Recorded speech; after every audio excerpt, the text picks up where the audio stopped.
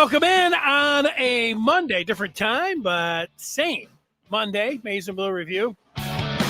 Good afternoon, Michigan football. Jim Scarcelli, who joins us after games and on Mondays, is here at 4:30. Scars, great to see you. How are you? I'm really fired up. I just listened to Coach Harbaugh's press conference, and he is a guy that's fired up. He talked about the nature boy. He was in town, and he gave him a little juice, and Jim was a confident, fired up guy. But Denny, I think about this game. Now listen, when you're a big, you play college football, every game is, it's not hard to get up and playing in front of 100,000 or in a Big Ten game, but there's always that little extra juice, when you're playing in a game like this, and the week just goes by so fast. It's easy to really focus and be prepared because you see good players. You've got to prepare. You got to have a great game. So I'm just, the energy level, the ability to get fired up is easy for a game like this. I've been waiting for this week all year long. I mean, there's nothing against East Carolina, UNLV, Purdue, anything else. But these three games, this stretch run is something that I had circled and underlined in the offseason, and here it is. Michigan is in the position that they want to be, 9-0, and everything with it seems like in their control to go out there and be able to go in the regular season and be undefeated 2 years in a row, which is amazing. We're going to talk about that. Also, the things that are going on off the field, and Scar with his educational and informative and entertaining film analysis. We will get to that at the end. I started my day off. I saw the nature boy walking out of Schembechler myself. There he went. I recognized him. I'm like, there he is. Ric Flair. I saw some people chasing after him, taking some pictures of him, and he was still drawing a crowd. That was just the media, chasing after him a little bit. I knew that the coach would be excited anytime he gets to see his old buddy there. So, yeah. Well, Denny, we went to school with the Rechsteiners, the Steiner brothers, Scotty and Robbie Rechsteiner. I don't know if I've ever mentioned it, but Jim would know them guys too. They've done well in wrestling too. Those are good friends of all of ours. Yeah, those guys were real wrestlers and then went on. Yeah, real wrestlers and, done well. And yeah, he mentioned today that when he was with the Bears, I think it was as a punter. That was his buddy. He said, "Hey, do you want to go down and see this?" And that's where it started, his lifelong friendship with Ric Flair. So there it is. There it is. Are you a big time wrestling fan, Scar? A little bit, not so much anymore. Back in the day with the Hulkster and Andre, but I did go to Scotty Rechsteiner. I went to Scott Steiner. I remember going to his very first contest. Me and another buddy of mine, Mark Champ, the great hockey player at Michigan. We were at his very first contest, and then he made a career out of it, done well. But yeah, I watched a little bit. I'll take a peek. Some of these new guys, I don't know, but back in the day when I used to watch. Okay, that's good. All right, well, so we got some general college football thoughts over the weekend. You were watching some games, didn't have to really get into it until 7:30 when Michigan played. So what jumped out to you over the weekend, Scar? Danny, I just had some general thoughts about college football, things that I saw the last week that happened. The Big Ten schedule that came out. So since I've been on it, since I was last on, I hadn't had a chance to talk about it, but I actually think they did a pretty good job of distributing equally difficult schedules. So obviously, I'm not too happy that we got to play the team that has recruited the best every year, but it is what it is. But I think when I looked at other people, I think they did a decent job, but it's going to come down to, again, we heard Joel Klatt say, well, who's going to play in the Big Ten championship? And him and Gus said, well, the two best teams. That's what I hope. I hope it's not the teams, it's the teams with the best record, but not the teams with the weakest schedule. That's what we don't want. We don't want teams with the weakest schedule. And I think they did a decent job with that.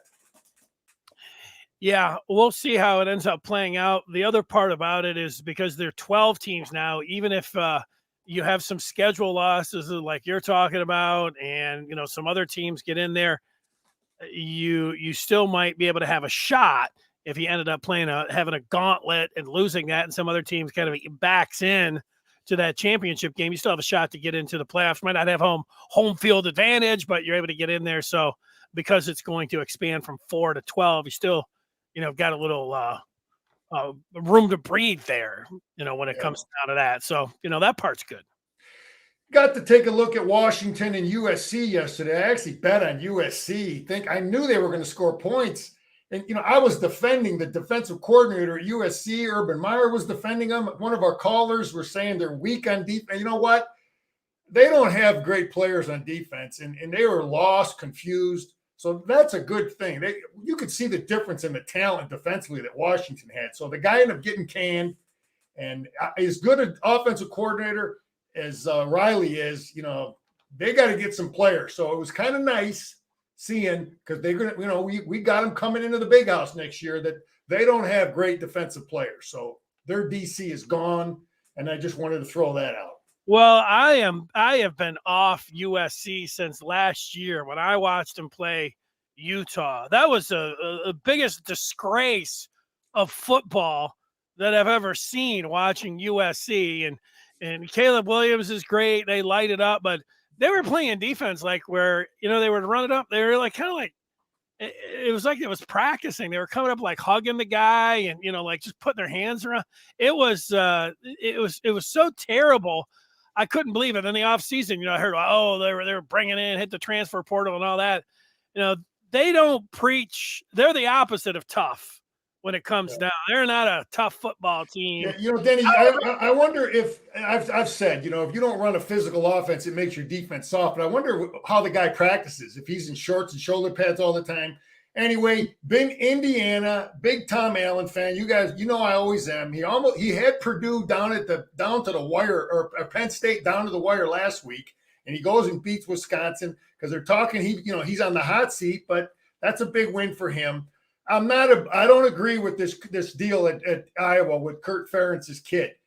The head coach dictates the offense, not the offensive coordinator. I was a head coach, and I had an offensive coordinator, but everything that was in our system, what we believed in, I had the final say on. So I think that's wrong. Ferentz should have had his name tied into that thing, or give the kid total authority, because it's not fair to the kid. The head coach is the bottom line decision maker there. Well, they both should have been out last year. So if they were just delaying the inevitable, and that if there was ever a move, you don't like calling for people's jobs or anything else, but you do monitor it, and the ineptness of the offense last year and not moving on with that being your son. That's sometimes why, it's great to be able to work with your kids and everything, but people always charge nepotism, even when there isn't any. And in this case, it actually was. So. Yeah, well, anyway, Ohio State, I think they deserve to be number one, Danny. They played the toughest teams. You got to reward, even though they may have not looked the best. In my opinion, you got to reward scheduling. They beat some people. They went on the road, beat Notre Dame, so I'm totally good with that. Rutgers had them, though. Rutgers gave them a heck of a game. I always keep talking about Rutgers, too, and Schiano. You mess around with that guy. If they had any kind of red zone offense, then the kid throws the pick six. I mean, that game was a hell of a lot closer than the score was. So, but I don't, I guess that'll be my final thought on Ohio State. That is a beatable team. And let's get this one. I got to comment on some people, Denny, that took some shots at Jim this past week. Rick Neuheisel, he's talking about just personal stuff about Jim, that he's not just getting after Harbaugh. And I'm looking at Rick Neuheisel. All that guy's ever done is lose. Every program he ever went to, he left it worse than when he got there. So the biggest mystery about Rick Neuheisel is, how was this guy able to continue to get jobs after everywhere you left it worse? So I just had to take a shot at him, because he took a shot at Jim, and I just think he was a crummy coach. Urban Meyer said some things. I just got to share this. I know I got some buddies that coach in Ohio. I'll never forget this guy telling me this about 8-10 years ago. He said, Urban Meyer is a big online class guy. His kids take a lot of online classes. This was back like 8 years ago, well before COVID. And I just don't think that, a place like Michigan has got guys taking a bunch of online classes. You go to a great school like Michigan, Stanford, Notre Dame, you want to sit there in front of the professor and talk to your classmates in the lectures. And I just had to take that shot at him because that was always out there that I never really brought up. Okay. And, if you're next week, this list might get a lot longer if you're just going to go after everyone that's going to take a shot. At hey, that's one last thing, Denny. I looked at Michigan State. This actually was a legitimate. Somebody posted 4 coaches that they're looking at, and I think they finally have it together. They've got 4 guys on there that all have good long track records as head coaches. So I think maybe they're Sean McVay, Urban Meyer. Who else? No, they didn't have those names. I saw the Wake Forest coach. I couldn't believe it because I've always said that. Remember, I don't know if I said it last week. The Wake Forest coach, all that guy's done is win at a school like that. It's hard to win. They got him on their list. They got the Kansas coach on their list. But I can't remember the other 2 guys, but every guy on that list is like legitimate in my eyes because they're all proven leaders. I'm a big believer in a proven leader, for a Big Ten football job, unless you're, like a Gary Moeller replacing a Schembechler type thing. But anyway, I was hoping I'd see some hotshot offensive coordinator names that are unproven, but no, they had legitimate proven leaders. So I just wanted to point that out. Well, we'll see how they do. There've been a lot of names that have been thrown out there for them. So, and we'll see if who's ready to take that job. So, all right. Well, good stuff. Well, let's take the turn and talk about Michigan, Purdue, and then we'll get into the investigation. We were on after Saturday night. The defense, even though they gave up the 13 points, the last touchdown, they all 3 levels and the amount of guys that they've been playing. The defense has been. It was a spectacular showing on Saturday, and they're rested and they've got a lot of experience, and they couldn't be any more set as I look at it on the field for these last 3 games. Yeah, everything's coming in place. We're going to look at this film, and I thought JJ was like, had a rough. There's a lot of that stuff is on the receivers, and it wasn't totally on him. But in the run game, this guy was totally committed, and we'll see it. He was totally committed to stopping our run. I ain't worried about our run game at all. This guy was totally overcommitting to it. That's why we threw it like we did, and our defense was sound, and we gave up 1 late, but. Guys are playing fresh, playing fast. We screwed around with our kick game, but Purdue is a talented football team, Denny. There's good players on that football team. That is an underachieving football team. Okay? They got players. They were in the Big Ten championship game last year. That number 5 is the best defensive lineman we've seen all year. So we didn't beat a team that doesn't have some players. They just whatever. I just don't think they're all that coached up and achieving offensively. And, they've got some good players though, but that game is over and done. It was, we come out healthy and we're moving on.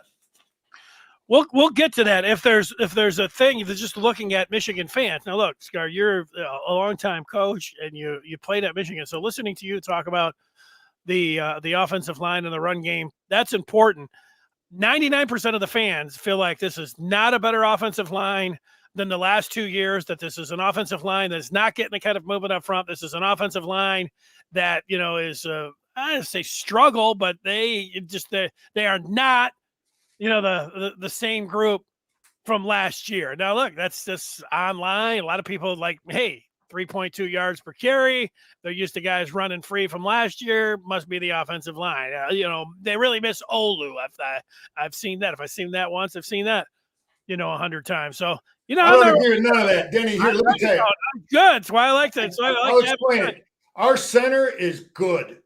He does things, some things he does better than Olu. Both of them were great football players. Our guards are the same. Barnhart is playing better than he did last year. Okay, Ryan Hayes was a hell of a football player. He was like a 2-3 year starter, wasn't he, Denny? Left tackle. Ryan Hayes was good. Okay, I'm going to leave it at that. Henderson that's the guy we got in there. Ryan Hayes was good. But I think our tight end play overall is better than it was last year. Scooney was outstanding, but then he got hurt later on, and he was the only guy we could run to. We were really a 86-handed team when he was in the game. But now we've got Loveland blocking. Barnum is huge. And people are loading up to stop our run, and we're going to see it. You're going to see it clear as day with this team. So, we're scoring points, and it's not this. And a lot of the stuff was schemed up where some of those big runs we had, was scheming, and maybe people made better adjustments against us. But I'm not seeing it. I see a team that's scoring, and the bottom line is scoring points. It's not run stats, pass stats. That stuff is, defensively, the only stat that Coach Mueller ever gave a darn about was defense versus the score. Who's given up the fewest points always won the Big Ten championship. So it doesn't matter if they're throwing it, running it, whatever it is, keep them out of the end zone. Don't let them score. And offensively, it's the same thing. Secure the ball and score points. So I'm not buying it. I'm going to show some plays here that really demonstrate that when we get into the film. All right, let's get into this investigation of what we know right now at 4:47. We knew on Friday there were reports that Michigan President Santa Ono was meeting with the Big Ten president, Tony Batiti, and, they had that conversation. The letter prior to that meeting was shown online, what Ono had to say about the investigation and due process and Jim Harbaugh. And that's where we're at right now. There's no suspension, although I do see something. They've received a notice from the Big Ten that I'll tell everybody about. I'll read it here in a second, but go ahead, Scar, give me your thoughts there and where we're at with the investigation. Well, I'm fired up that Michigan is in full support of our coach. He's got the president, the regents, everybody's in line. We are a unified Michigan, and that's great. And Denny, I want to change the narrative. This is the way I want to define this situation. I want to call it fence gate. Fence gate. Okay, not Spygate, fence gate, because this is what we have to start. This is the narrative we got to start promoting. Why did Michigan build a 75-foot fence around their practice facility? Why did we do that? Okay, and you say, well, what does that got to do? Well, it has a lot to do, because Jim knows, I've said this all along. I knew all the guys that I competed against that were doing questionable things. Every coach what they're doing. I'm sure Jim was well aware of D'Antonio, like Curtis Blackwell said. And all this stuff is going to come out now. Some of the things Ohio State, has done and having practice films and some of the stuff they've done. So all this evidence is gonna come out. So, Urban Meyer, how he watched Michigan every day. What did that mean? Were you one of the guys that we caught as to the reason why we got to put that big fence up there? Again, Jim knows this, and perhaps Jim told the Big Ten. Perhaps he told people about some of these things, and no one did anything. So, is it just keep building a higher fence? So, Denny, let me just say this. This is what I believe. That's that. Let me say this, what I believe. The day that this Michigan thing came out and hit the newspapers, and what happened all over the country? I firmly believe this. A whole lot of football offices around the country, there was a whole lot of scrubbing going on in their computers. A whole lot of cleaning, a whole lot of smashing of stuff, any type of things they had of their opponents, whether it's from any type of questionable gathering of football footage. I firmly believe that. And it's just that, Michigan, and we're going to get into how they got the information. Okay, that's another critical issue is, how did you get the information? Okay, because here, let me tell you, Denny. Okay, we know apparently Michigan knows how they got and acquired the information. We heard some rumors, Ryan Day's brother, this, that, or whatever. The University of Michigan was hacked in mid-August. Our computer system was hacked. Okay, Social Security numbers, financial stuff, the whole university. Okay, so the biggest issue, as far as I'm concerned right now, is how did they get that info? How they didn't find some dude, with a cell phone with 80,000 people, little Connor and the guy he called, whatever that is. Okay, they got this information unethically, and here's why this is so important, Denny. Basically, if what I'm hearing and what I believe is Ryan Day, he's got his snaky brother and his crew. They got a Machiavelli. Basically, you got to have a Machiavelli type guy. Okay, is this where college football is going? Where you got to have a Machiavelli, Sidney Blumenthal, Roger Stone type of character, if you know who those guys are, or do you have to have a Ray Donovan for you TV people? You got to have a Ray Donovan guy on your staff with CIA. So, no, Denny, I'm totally serious. I know you are. This is going to change college football. Listen, I know I'm going, but I got to get through this. Tom Osborne started the need for a strength coach. Okay. Bo Schembechler started the Greg Harden, sociology motivation guy. Everybody has that now. They all got a strength coach. They all got a Greg Harden guy. Okay. Now, if Ryan Day and these guys are successful gathering information with their version of Ray Donovan, then that means you're going to have chaos. Because now you're going to have every football facility you're going to have to fight off guys like that. Okay. All the time. You're going to have security around your football building. You think the fence is one thing? You're going to have a spy guy. If the Big Ten and the NCAA allow Ohio State to gather the information the way they do and not punish them as to the means and methods they use to get that information, then you're going to have a spy guy department, just like you got a recruiting department, just like you got a strength coach. So that needs to be, that is the crucial issue here as far as I'm concerned. Okay. So, we got to figure out where the heck did that come from. And because right now, basically, what you're having is we're punishing the accused spy, but we've rewarded the spy who spied on the spy, spied on the accused spy. That's kind of where we are right now. And if anything, Denny, that bugs me about this whole thing, and if Ohio State's able to get away with this, is that if anything that Jim did wrong or Michigan did wrong, number one is our security and our tech people let us down possibly. How did those rats get this information? Okay, is it Schembechler Hall security? Is it our technology and our cybersecurity defenses? How did these rats, how did their Ray Donovan get this? And let me I know I'm going long here, man, but I want to give a name to that new fence, Denny. That new 75-foot fence. Yeah. It's either going to be the Ryan Day, Mark D'Antonio fence, or maybe we'll call it the scarlet and green fence, because that darn fence was put there for a reason. Scarlet and green. Yeah, because those guys, you heard what Curtis Blackwell said about D'Antonio. I know Curtis Blackwell. I believe that he sent guys to go spying, and all this stuff is going to come out on Ohio State too. So we need a new name for that fence, because they didn't need that fence when I was playing. Okay, they didn't. If they did things, again, Denny, things were handled. I think things were handled differently because people did things as coaches. Like I said, I know what coaches did, and you just you put up your defenses.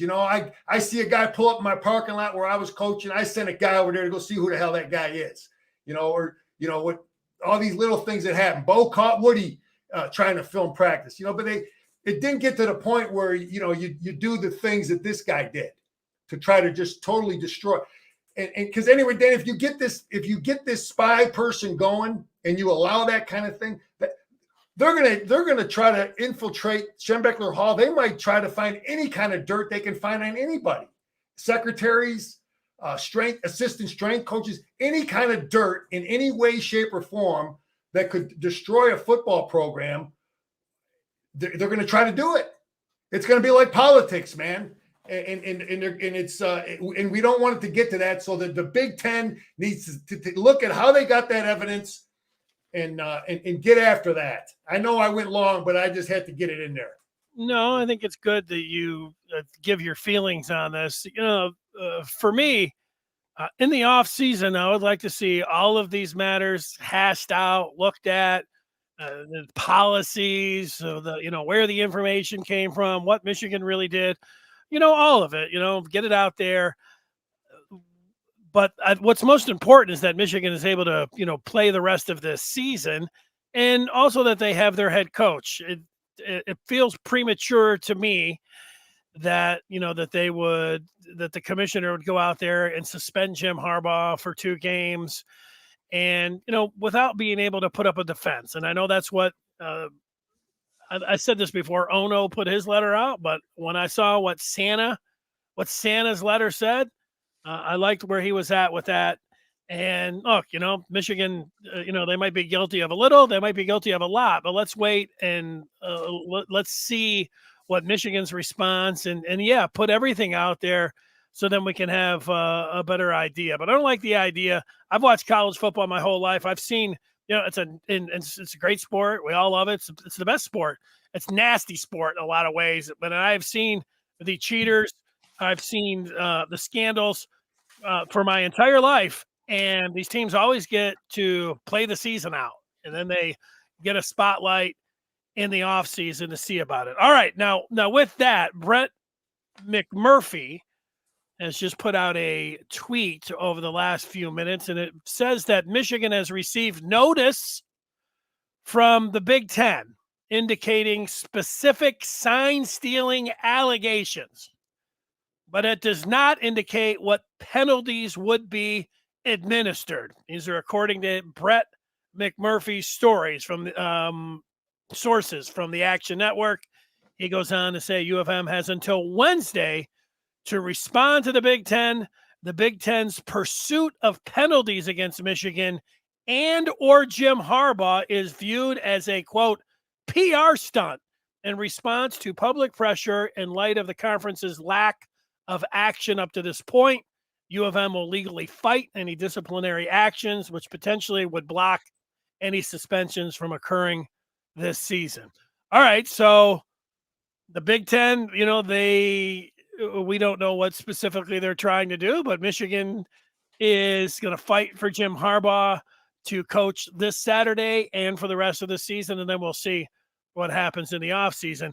And, this is the way, this is the way it should be. This is what I'm hoping for. Now, there's a lot of stuff flying around that I'm sure a lot of people don't like. And, they don't like it from specific reporters. They don't like it from specific networks. They don't like it from specific coaches. I get all of that. And, in the off season, we'll go through it a lot more. But, doing anything knee jerk right now, even if you feel like you're holding the goods and you got them red-handed, you still got to let that play out a little bit. That's my thought. And I based that. Yeah, it's Michigan. This is the Maize and Blue Review, but it's based on what I've seen from every Big Ten team and every other team in the country for as long as I've been watching, college football when they've been alleged to do something. So that's where I'm at with it. Scar, get the final word. We'll take some. Benny, I'm right with you on that. And I just want to make sure that we do not reward teams that go out and get their version of Ray Donovan and let him go and just get after, go through dumpsters, go through emails, hack phones. If that's what we're going to allow, it's going to be a terrible deal. So I just love Jim today, and I just want, again, I'm the former coach. I think he was just didn't even bring it up, and it was just all about football. His attitude is good. And all I care about is those 140 players and those coaches, and they're right on time, and their attitude is good, and they'll be ready to go and play this football game. So, and I hope you're right. Give the guy, let this thing play out, and I that's what I'm hoping. Okay, well, let's see what the people are saying. P. Maximus is saying this is out of control. he is saying there are rumors in Columbus. That's where I guess he is at, that Jim will have to sit out due to lack of football program control for the second suspension this year. Yeah, well, I'm sure that that is what a lot of people in Columbus are hoping and they're saying. And yeah, the idea that the commissioner can, however you want to interpret the rules, I've looked through them. Jerry Diorio was reading out of the bylaws, and it gets pretty, lawyers love looking at the bylaws and using, how to interpret what they say line by line. I've watched lawyers on the Maize and Blue Review over the last 48, 72 hours, parse out the statements on what they believe, the legal term means. And, somebody would come back and they're like, hey, this is the fun of lawyering, going back and interpreting, these statements. So, but yeah, there is an argument that the commissioner can just go out there and say, boom, 2 games, and then, Michigan being able to come back to respond. What I haven't been able to figure out is if Michigan gets the injunction, does this push it automatically to the off season? When I read what I read from Brett McMurphy, that's the way it makes it seem. Big Ten comes after Michigan, says, we're going to suspend you for 2 games. Michigan gets an injunction, and then they kick it down the road until the off season. If that's the way it's going to be, fine. But I'm sure there's some lawyers and no, you can do other things to get this suspension in. So I don't know for sure if Michigan is going to be in the clear. I know a lot of people wanted to talk about the timing of a potential injunction if depending on who the judge is, and there could be a delay and everything else. So that's just something we're just going to sit back and watch. But yeah, think about the timing. How this rat at Ohio State planned it all out, Denny. Right after Game 7, right after after Game 8. That's when this stuff come out. This guy had a plan, man, and hopefully I can't wait to figure out how they got the information. That's the big thing I want to find out. All right, account 22 is talking about the entire Big Ten colluding against Michigan. So yeah, that's out there that, they shared, Josh Henske's all over it, our leader, and he's talking how they were sharing film. I get that. I understand it. Same thing goes on in high school with sometimes there's, if you're on top or you're doing something unethical, people might want to load up if that's the perception, to try to bring you down. But a lot of times it's just coming after the guy who's winning. Mark, I don't think he's quoting you, Urban Meyer, watch Michigan practice every day. Well, that was a statement. It's on YouTube. You can listen to him. He said he had a guy, Urban Meyer had one assistant or GA, whatever, assigned to watching Michigan. Now, what did that mean? Did that mean he watched film, or was he in Ann Arbor and trying to get any type of information he could get? So, what does that mean? I believe he was he's part of the reason we had to put that fence up. You mean the third base gate? That's interesting, but it gets back to that fence too, because it isn't just third base. I think that fence was put up for a lot of reasons. Some different people too. Maybe the people down in East Lansing as to the reasons why we always used to practice at the stadium. And Denny, I tell you, I think when they built the Glick over there off of State Street, when I was playing, that was open turf, man. That was an open arena. You know what I mean? It was open to the fresh air, and now it's all enclosed. And I wonder if are we getting to the point where Michigan can't even practice outside anymore? Because of the logistics of where our practice field is. We're by the train tracks over there and whatever. Is it easy by the overpass by stadium? Is it easy for people to, take a peek at our stuff? But anyway, let's find out how they got the information. Let's see how it plays out, Denny. All right. Let's see if anybody else had a question. People just kind of, firing things off here. Vic is nothing has been proven. The entire law school is in on it. Brian talking about the emergency injunction can happen in an hour.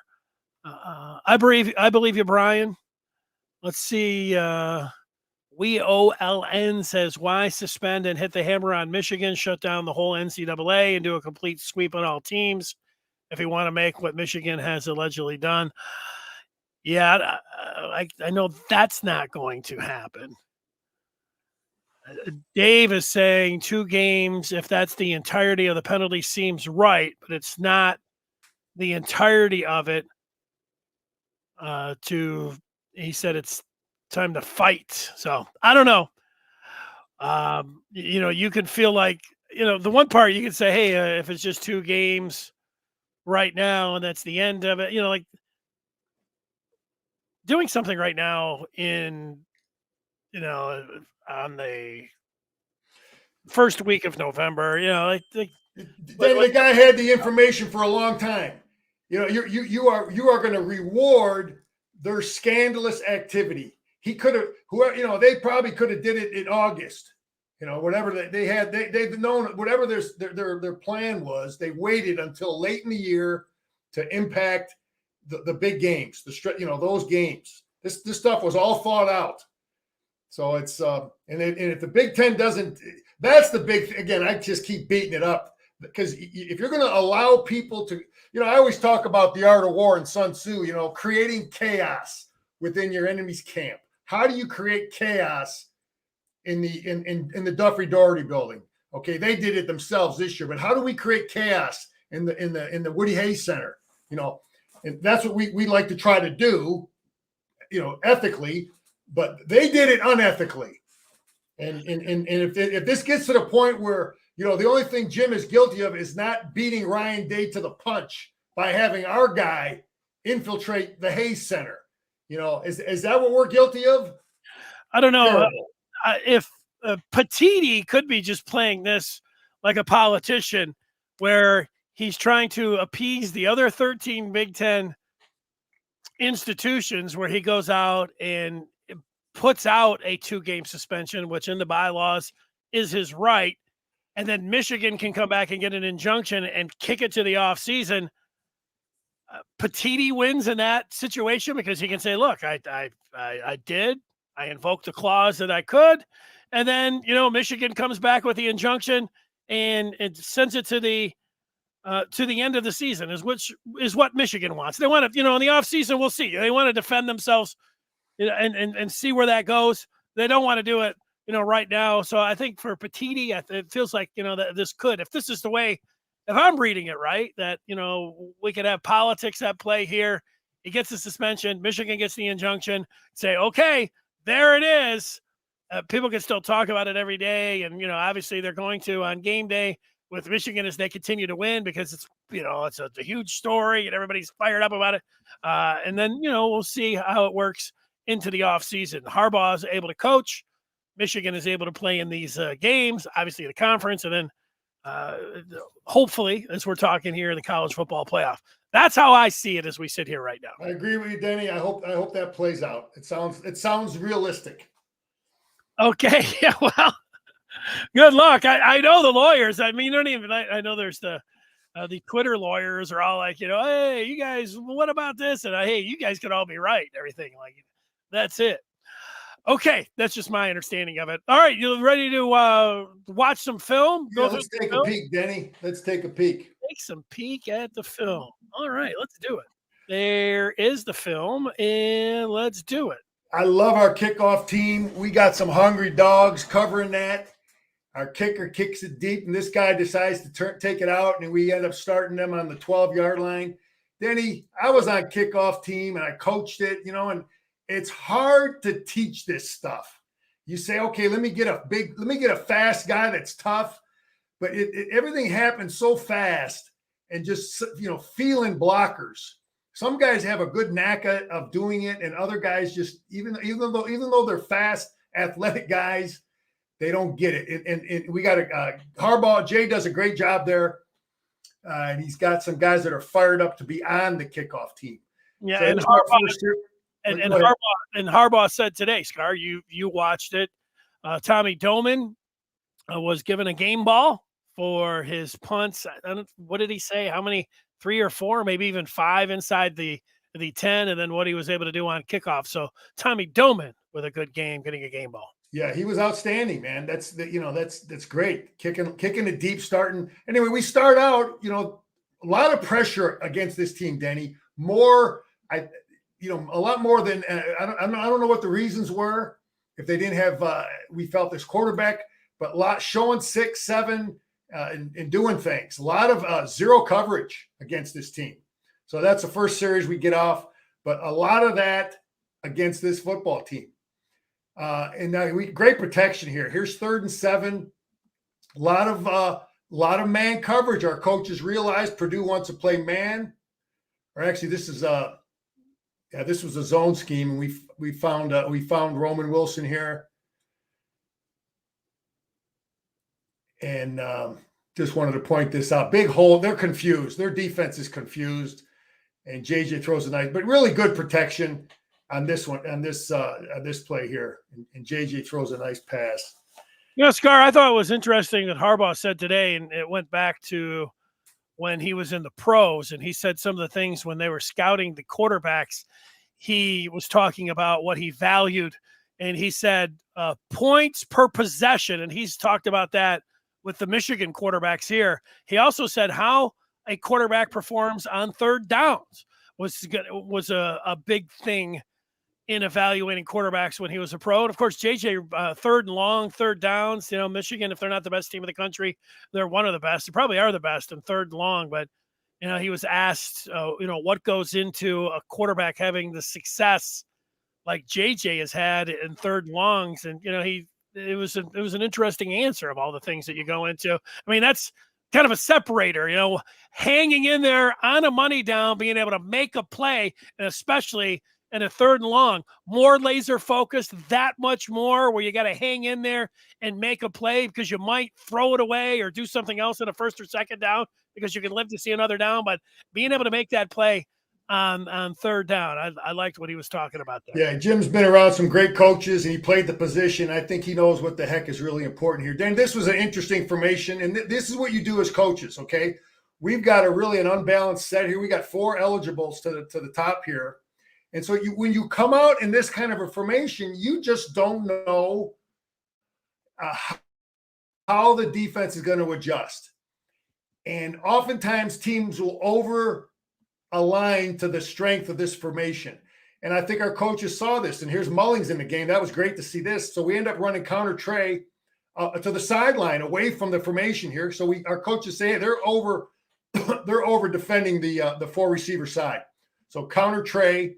We pull our backside guard and tackle, and we just execute it. Clinic work, kick out, and pull it in there. And Mullings, look at Mullings. He doesn't run out of bounds. No, he doesn't. He's got to get that extra inch, maybe just hit a guy just for the sake of hitting a guy. So it was great to see him in, but that was a great scheme call against that. Denny, this is the problems with Donovan Edwards. This is what he creates, and they're confused. It's 1st and 10, and something is going on with the Purdue defense.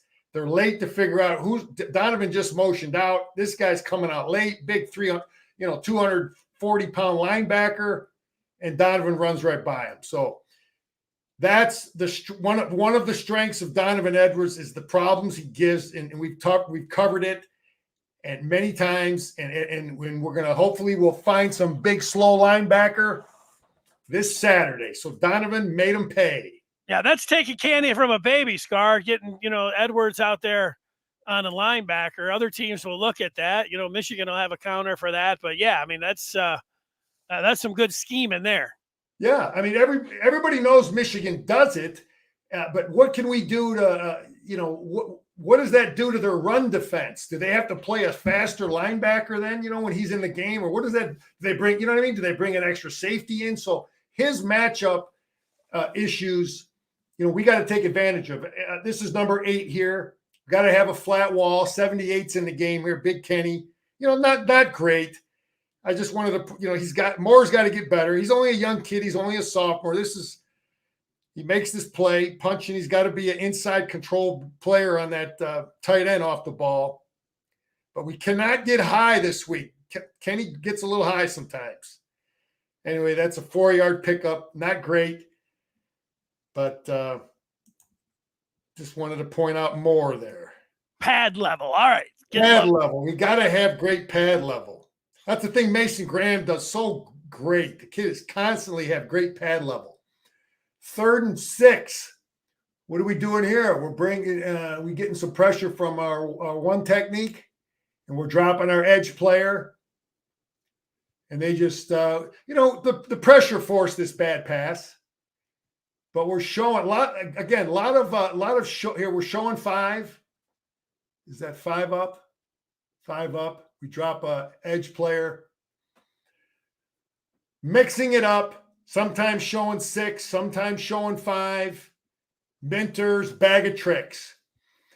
This was good stuff. I was calling for this as the game went on because they were overcommitting to stop our run stuff. We got to throw from run formations. So this is what we do here. They got a lot of defense in there. They're in man coverage, and we make them pay.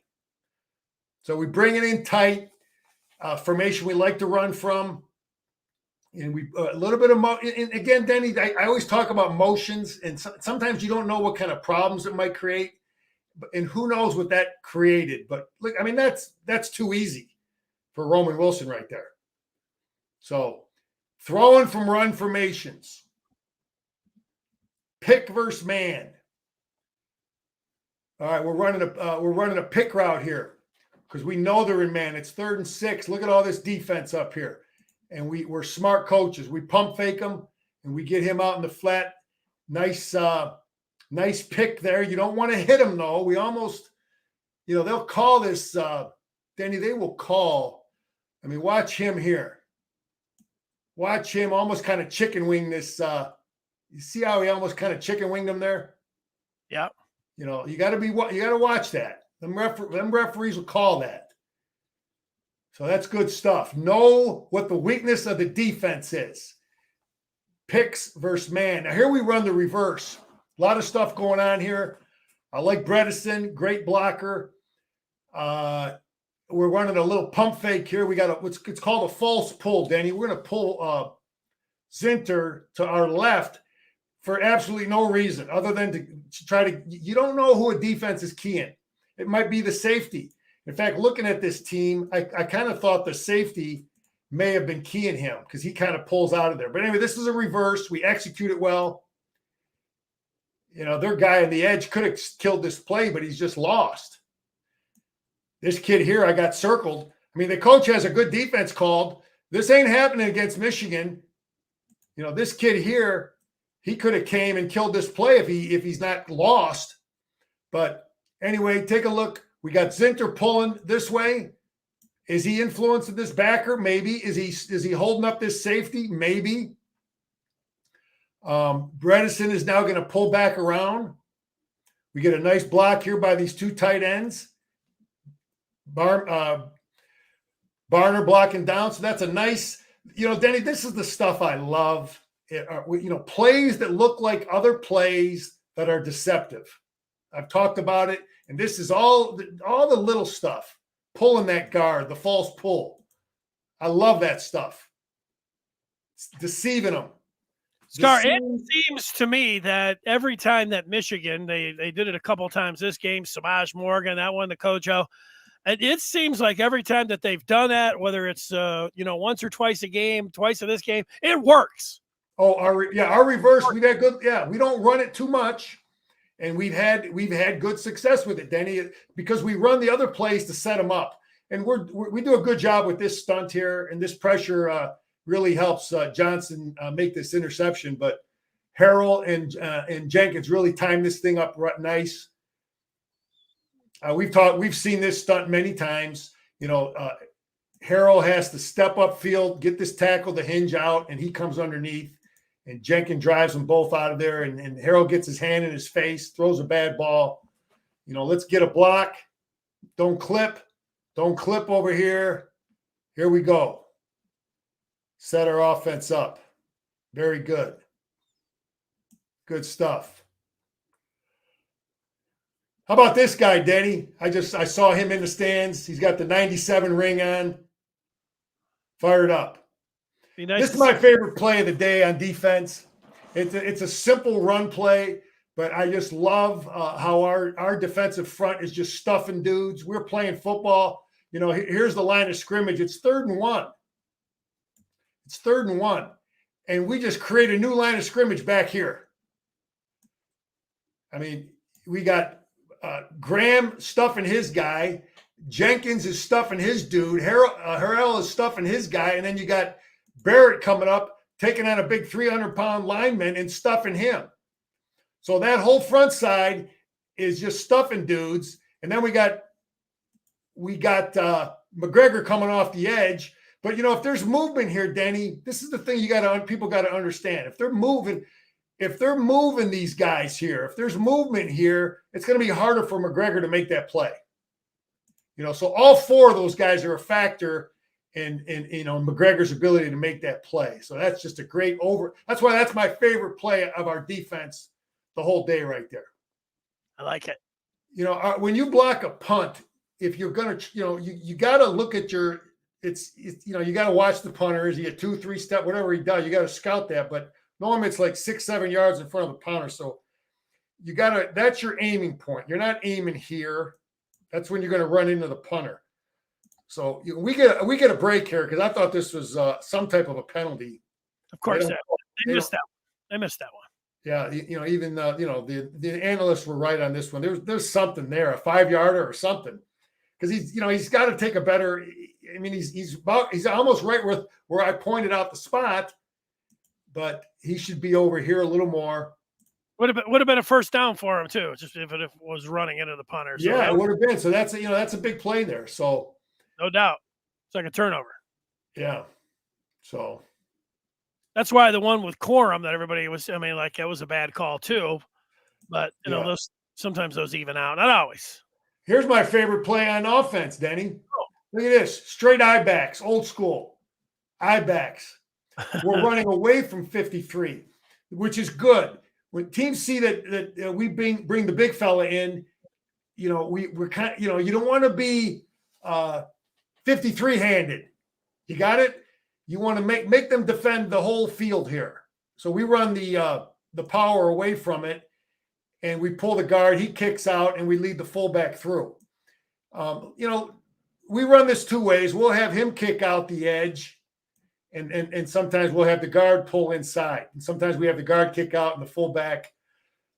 Sometimes this is an easier block for the guard. I think if you got a 320-pound guard and you ask him to pull and then horn inside, athletically, it's a tougher challenge. It's easier sometimes to just have them pull and kick out. But we do both, and both of those will create problems for the defense. But we get a kick out, and we just rip them for 10 yards. I just love that play, man. You know, that's just and like I was saying Saturday night, I think sometimes when we had our straight up know we're going to run formations, we ran the football pretty good. You know, 2 tight ends, balanced line, and we ripped them good. I just love that football play. So moving along. Yeah, we're a little confused. You know, we're playing a lot of corners, developing depth. He just, you know, he's got man coverage. You're on him. What are you looking back at? I don't understand that. You know, the guy goes up. You're looking. You teach these guys. His eyes go up. His hands go up. And then you go up. And he just, you know. And Coach talked about Page. I thought Page had a good game too. You know, you got to make that tackle. Makari Pages is playing physical. He's coming up tackling. And he's really improved as a football player. Yeah, I would say, like, in this game, Michigan played DJ Waller. We're here. That was the first snap of the second quarter. You know, like you said, Scar, they're playing a lot of corners. Michigan's playing a lot of depth. They got a lot of guys that they like. Page, who was banged up at the beginning of the year, he's 100% now. It's like, you know, Michigan is looking good with the amount of guys that they're at play and their health now going into these final 3, going into the game against Penn State. Yeah, here's Minter the gambler, big time gambler. I mean, he's got all kinds of bodies up here. This is you know, zero coverage, no help, and a lot of it against this team, more than normal.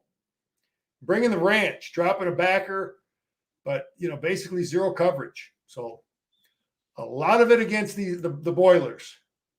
I was watching the Ravens smash the Seahawks yesterday, and that was the Tony Romo, I believe, was doing that game. And they were just like, man, this guy right here, they were talking about McDonald. They're like, see all these guys he's got up there? All three of these guys, he's like, every position on this defensive line has three different techniques that they can go to right now. And this is what everybody in the NFL is looking at. And it's like what the Ravens are doing. Well, what the Ravens are doing is what Michigan's doing right now, too. So, the defense and what they have, the ability to morph in, amoeba into different things, fall out, disguise things. Just Romo commenting on the just how impressed he was with the Ravens and McDonald and what he's been able to do there in 2 years. And that's what Michigan's doing. Yeah, the Ravens for the last 20-some years, they draft defense. Anyway, this guy's got to be the best receiving tight end in the game and the field Saturday, and he will be. He will be the best receiving tight end. He's going to be a factor. Loveland. So big. We're going to be better. They don't have a guy as good as him when it comes to the pass game. Nobody in the country has a tight end as good as Loveland right now, not with Bowers being out. I like this play.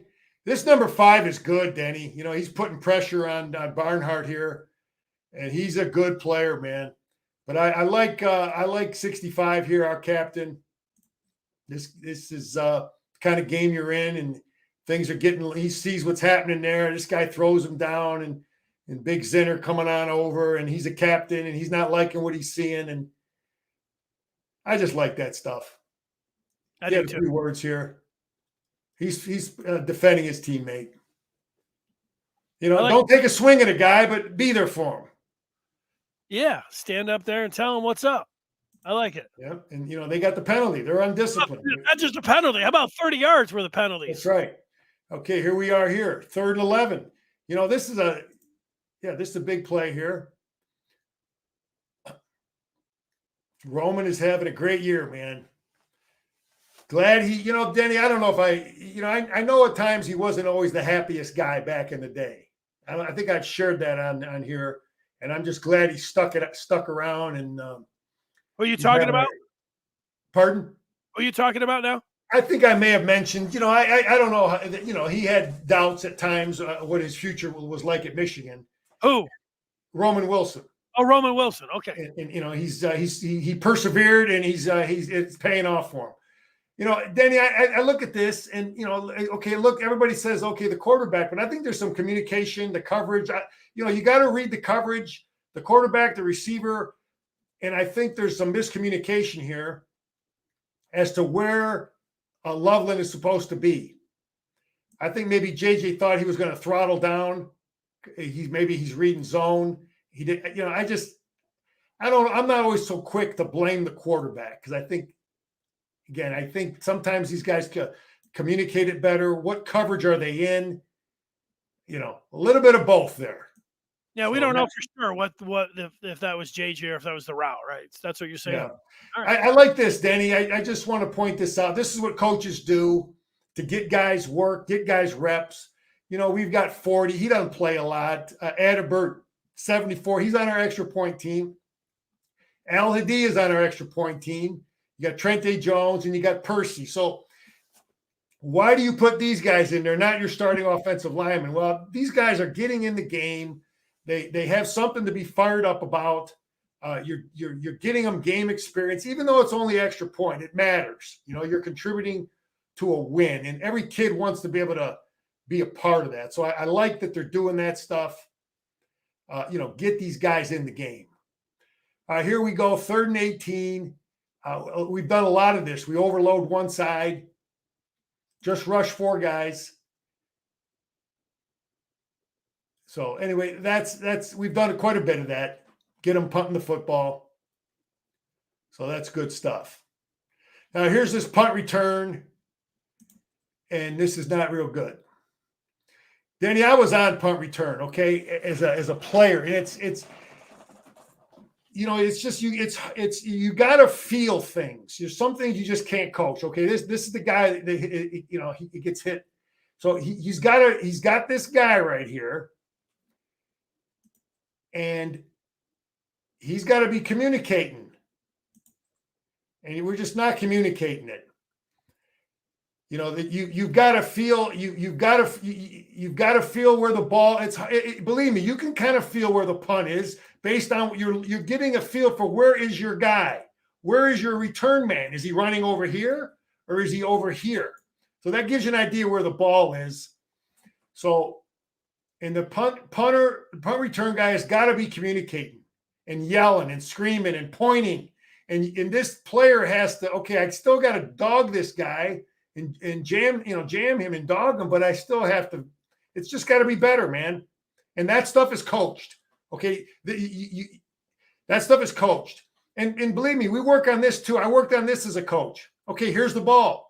Sometimes you got to teach your guy to go for the guy instead of the ball. Sometimes the circumstance gives you the opportunity to do that. You follow me? Put a shoulder into this dude. And again, I work on that as coaches. And maybe that could have. Okay, go ahead. Yeah. Maybe that could have happened. Maybe not. It looks like it takes a bad hop and goes toward the Purdue kid here. The ball takes a hop that way. But again, it's something that coaches work on. But as far as getting hit in the back, that stuff is worked on, and it should have been prevented. We can't have it happen in these next couple weeks. So that's that. But it is preventable.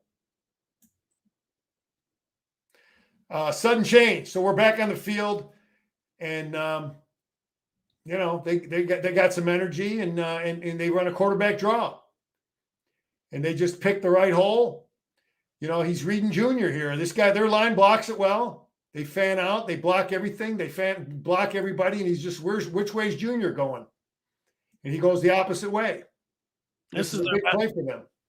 I think this is their best play of the game. Yeah, good. And we're going to see some of that stuff against Penn State. We lose contain here. This stuff just bugs me, but I've come accustomed to it. I understand why they do it. They don't want guys to be just where the scouting report says they only go outside, and that I would have loved to have had this option as a player. Where I was told I only had to go outside. They let these guys go inside. But again, this is the downside of it. So anyway, that's that. I understand it. I'm not going to beat our coaches up. I get the upside of it. I like this effort here. You look at the other team's effort on extra point, you just don't see this. We got 4 guys getting up. That stuff matters. We don't block it, but it matters. It's coached up. Again, here's communication here. Is this communication? Again, we're you know what I mean, Denny? These guys they've been around, but something's not right with where he's going to throw the ball. It's not that JJ doesn't have an accurate arm. It's the communication. You agree with me? Well, the communication about where that route is supposed to. Yeah, where's he going to settle down? Where it's just you get a feel for each other. Where are you going to settle down on that inside that zone? Well, I feel that it could be, and I don't know this. It's just me talking here. Like sometimes you have quarterbacks that get into a rhythm and they get really hot, and then sometimes they just have some games. Well, what we've seen from McCarthy is that that Bowling Green game, he was a little shaky there that night game, and then this night game. I mean, he wasn't shaky in this game, but then he just wasn't as on. But most of the time, he is on. I mean, that's the good news. Yeah. Danny, look at Harrell here at the top. Or is that more? He puts his hands up in the air. Anyway, I just want to point this out. I've covered this, how sometimes where the back is, it dictates what you're doing on defense. Okay, so he's lined up to our right, and now he shifts over here. Okay, little things like that screw up. Sometimes you'd be surprised what it does. And I'm wondering if we're screwed up here, if we didn't communicate right, because there's an empty gap. Because believe me when I tell you, a lot of defenses dictate what side is the back on. Anyway, they rip us in there. Page had it coming up, tackling good, and that's good to see.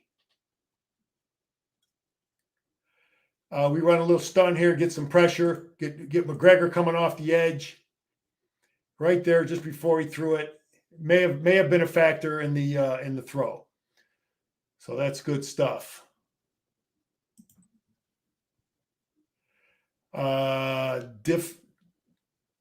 Difference Saturday. Denny, this guy is going to be the difference. A lot of things are going to be the difference, but this is going to be a big one, is this guy's ability to run. Step up, move around, run around. I'd much rather defend Aller than this guy. So, JJ, bring it home for us, man. This is a 3-point mistake here. I don't think our route is proper. I think we got 2 guys running the same route. It just doesn't look right. You got 2 guys over here. I don't think that's how that's supposed to be. Something screwed up. You know, we complete that pass. We give our kicker a chance. This is something screwed up. Good job here by Harrell here. We're dropping McGregor down here at the bottom, but we get contained. We get some pressure. Keep contained up here at the top. Harrell, good. Got him. We don't get him sacked, but we get him throwing it away. And again, keeping the quarterback inside the defense. I don't know what Mason Graham is thinking down here. He jumps. He gets. Then the offensive lineman. You know what they're taught to do when you jump in the air. To jam you right in your chest and knock you on the ground. Watch Mason Graham down here. Yeah. So that's what not a good look.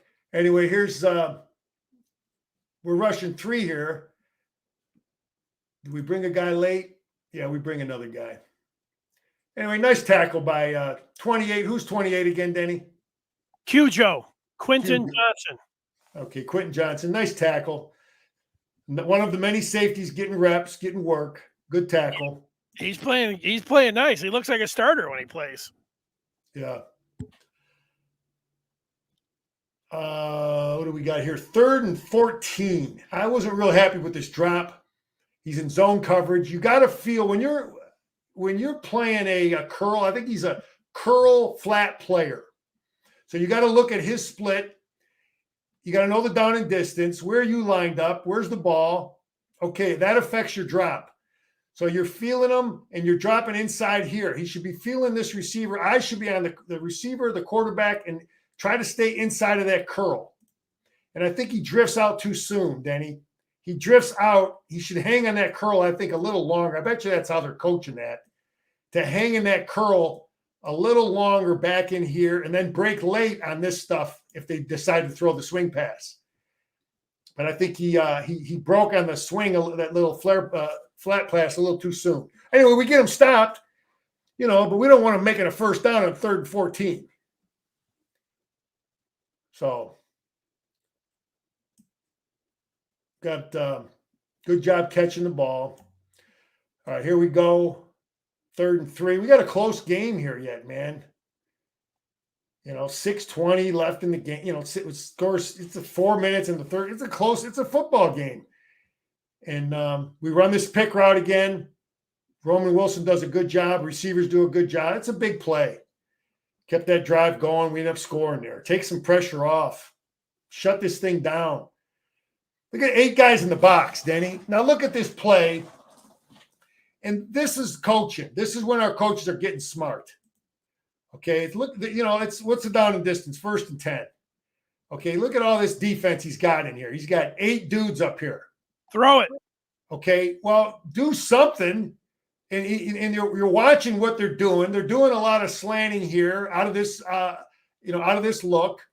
So our coaches are saying, well, what can we do? What's the answer? Okay, we can throw it. Or here's the better answer. Now, I honestly believe we got probably 15, 20 guys on the team that could have scored this touchdown. Okay, this guy ends up scoring here because he's untouched. This is a scheme touchdown. Now, some people might not like that when I say that, but we got him in the perfect defense. We got him in man coverage. We get this guy blocked because they're in man, Denny. Okay, so they're in man coverage. So that's why we're able to have our receiver this guy is covering him. So he's going to go wherever he goes. He doesn't know that he's going to block the guy who's covering the jet motion man. So we end up getting 2 for 1 here, and he's unblocked, and the safety will never catch him. So Denny, let me ask you a question. Is that a play that's based on a great play by the guy who scored the touchdown, a great play by the offensive line, or a great play by our coaches? Who do you give credit for this? I'll give credit to all three, but if you want to give me a specific who gets the credit, I would say the coaches. Yeah, this is one play, probably more than any play we had offensively, where it was really obvious that was a. Again, this kid makes great plays later, does some good things later on, but that's a real scheme. That's smart coaches that say we're not going to beat our head into the ground and continue running the ball. Here's Barrett doing a great job timing up blitzes. He does a great job with this. And this stuff, I never like to run blitzes early in a game because I wanted my players to get a feel for the cadence. You know what I mean by that? Get the offensive quarterbacks at cadence. What's he doing? Get a feel for it before you start timing up blitzes. But Barrett times it up good. Right in his face. That's a third down stop. He's a factor in that poor throw.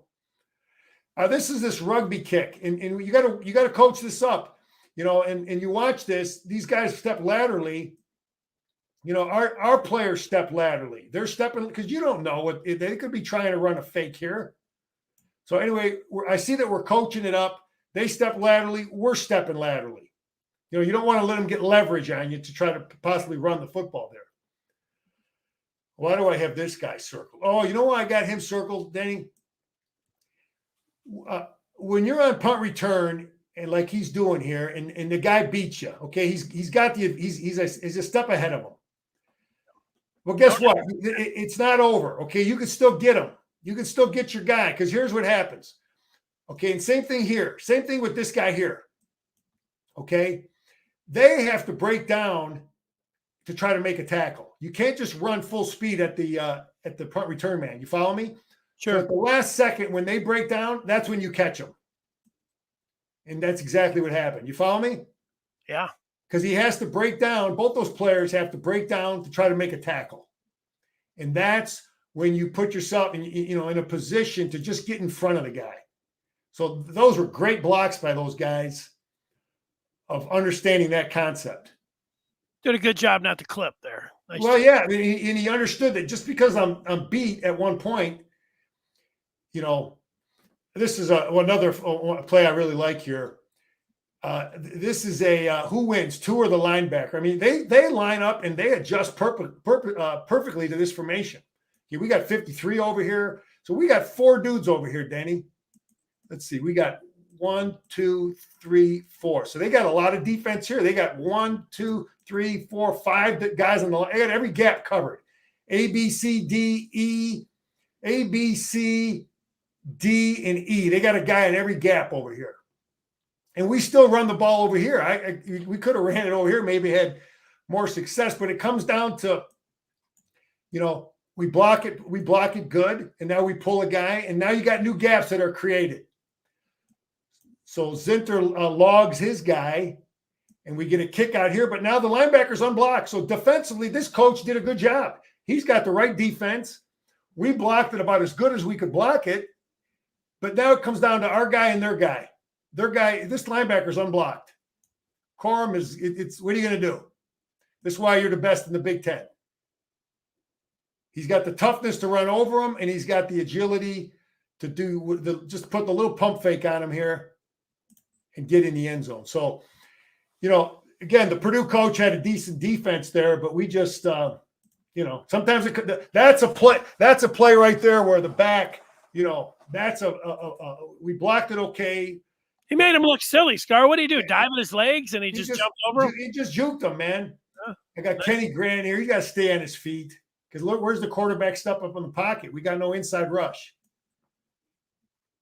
So we got to have these guys got to stay on their feet here. Both our inside guys, we're running something here and they're falling down. And then the quarterback steps up in the pocket. So throws a bad ball, but good teams will complete that. And 82. Now here's where you see the skill of this kid. Just throw him a little dink and look at him. He gets outside the defense here. Boom, outside the defense. Get a nice block here. That's a good one there. That kid's going to be something special. Samaj out of West Bloomfield, right? Yeah, I want to see him on punt return. Yeah.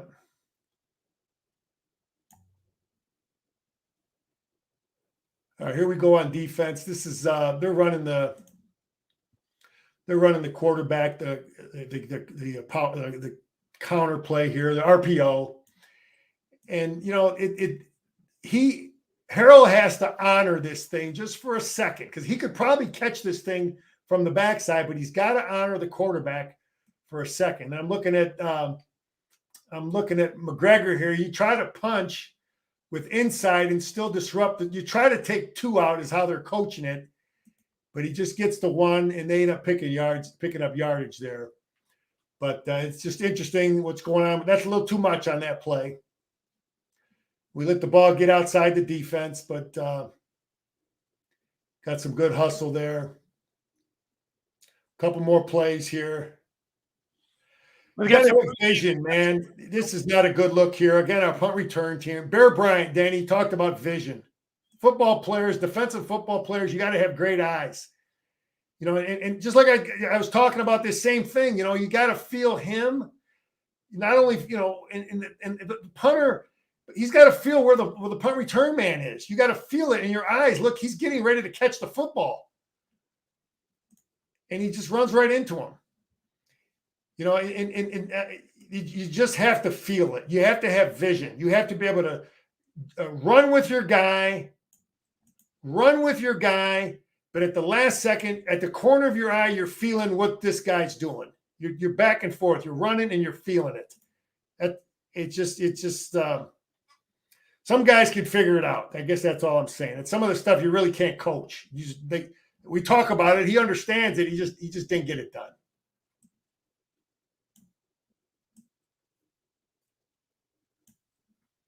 Now here's communication. Now here's 1 and 9. I think this is an example of guys knowing where the guy's going to be. He sits down in that inside that zone. You see, Denny? Yes. This is an example of guys that are on the same page. And normally, we are. But this game, maybe it was some of the things Purdue was doing with some of their coverages. Maybe it created some problems reading it. Why do I got number 7 here? We shift him up. We give him the football. I don't know. What did that do with the shift? We get some movement. Yeah, he doesn't get in, but it's a good run there. Let's see, a couple more plays. And we've got some breaking news coming up. Okay, 78. Watch the effort by 78. Big Kenny Grant running. That's a big 300-pound kid. And Amarian is in the game. Walker's in the game. Come on up. Get in the game. Get in the mix. Coaches are watching everything you do, man.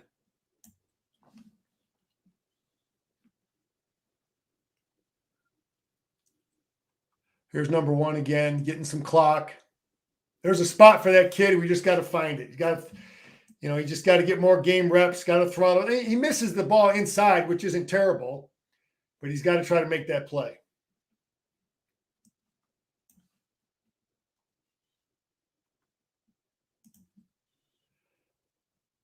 Nine 9-0, Coach. Great job. How about Coach Partridge? Just wanted to point him out. Great high school coach. Back here, short stint. Now, Denny, I've been in this position many, many times. You got an issue with the coach, right? So I'm just wondering what's going on inside coach's head. Okay, I gotta shake this guy's hand, or at least make an attempt, because everybody's looking at it. The cameras are on it, right? And I'm just wondering what's going on, because I've been there as a coach, and people make a big issue of it, and it is what it is, Big D. Yep, that was a quick one there. There might be broke a record there. It might be another one coming up with James Franklin. Scar, while we've been on, we've got some breaking news, and this is the part where Michigan has fought back. It was interesting at these Monday press conferences. I go there, and I stand in the same place every time. I stand next to Larry Lage from the Associated Press, and while we were standing there waiting for Harbaugh to come up, there was a reporter came up to Larry, like, Larry, you going with this story today? And Larry's like, I got a couple stories I'm going with. And I was like, well, a couple stories you're going with. This is Larry Lage's story from an hour ago from the Associated Press. He says, a former employee at a Big Ten football program said Monday it was his job to steal signs, and he was given details from multiple league schools to compile a spreadsheet of play calling signals used by Michigan last year. So this is not somebody at Michigan. This is somebody from another Big Ten football program said it was his job to swipe signs and then compile a spreadsheet. The employee said he recently shared the documents, and it just went away here. Here it is. The employee said he recently shared the documents which showed the Wolverine signs and corresponding plays, as well as screenshots of text messages exchanges with staffers at other Big Ten schools. All right, Denny, it's going to come out. I told you Jim is aware of all that stuff. Denny, I'm over and out. Go Blue, and I'll be ready to roll Saturday, man. We'll see you then, Scott.